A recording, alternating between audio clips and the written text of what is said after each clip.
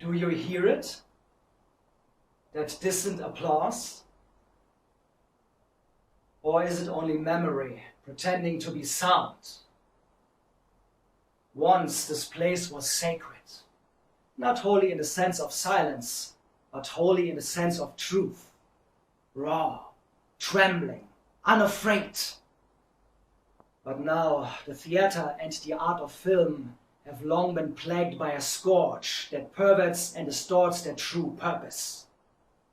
We built temples out of words and forgot that even temples can rot from within. There was a time when language mattered, when a sentence could wound or heal or awaken.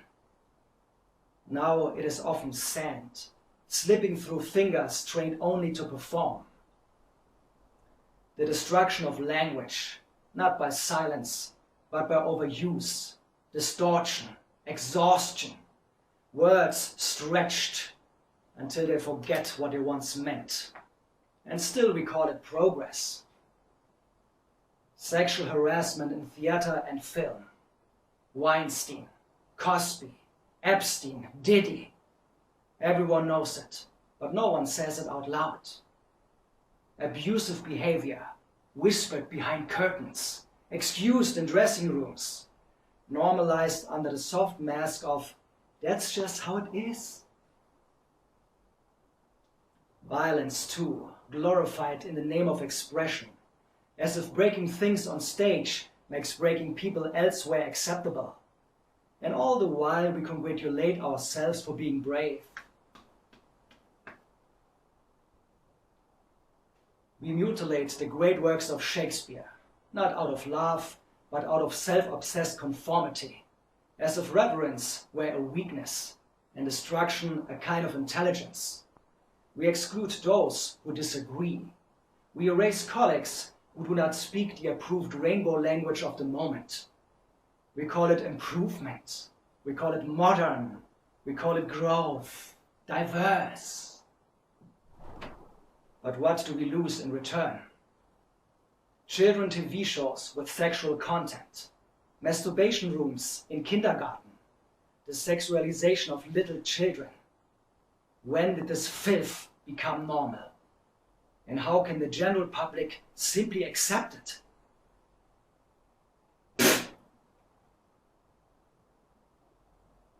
The theater teaches us to think, truly think, to stand alone in our own moral light and not look away. It teaches courage, not performance courage, but the quiet kind that costs something. It teaches honesty, not the polished kind, but the trembling kind that admits uncertainty.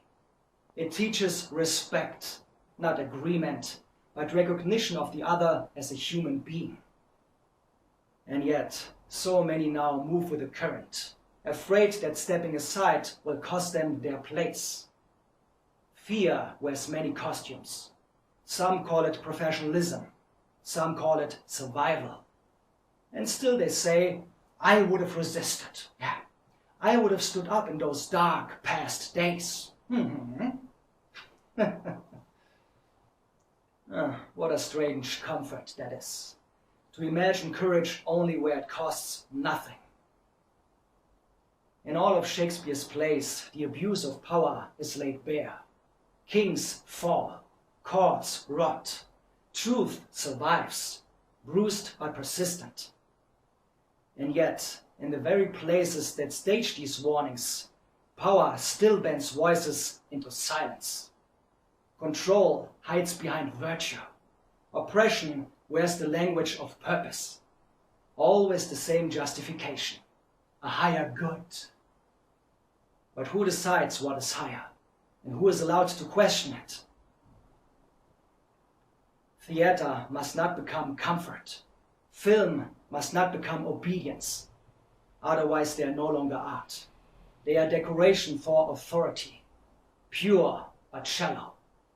And then they no longer elevate the audience. They manage it. They no longer inspire. They instruct. They no longer open minds. They close them. Politely, efficiently, professionally. And still I refuse to believe that this is the end of it, because I remember what this place once was. Not perfect, never perfect, but alive. And maybe that is still possible. Not purity, not agreement, but life. Truth spoken without permission. Art that risks being wrong. Voices that do not fear their own echo. So I ask you, when the curtain rises again, what do you want to see? A mirror that flatters you and lies to you? Or one that finally tells the truth, even if it hurts?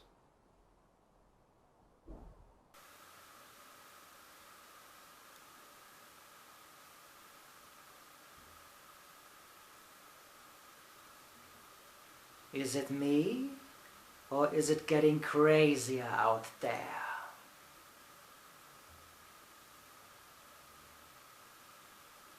Why so serious? Let's put a smile on that face. All the whores and politicians will look up and shout, "Save us!" And I'll whisper,